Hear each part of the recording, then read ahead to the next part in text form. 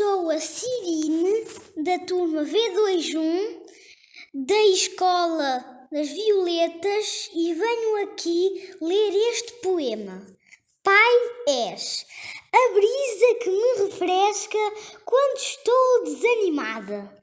a alegria da minha vida, o companheiro ideal para conversar e brincar,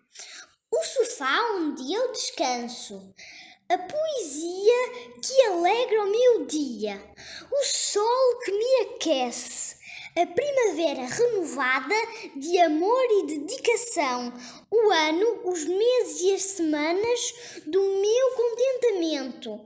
a árvore que purifica o meu ar, o farol que ilumina o meu futuro,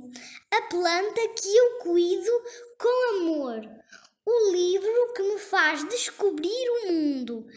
a fruta que me alimenta, a escola que me ensina, o atleta que testa os meus limites, o meu esquilo brincalhão, a torre que me abre horizontes, o rio de amor que corre para mim sem parar, o rio que mata a minha sede, o mágico que me fascina.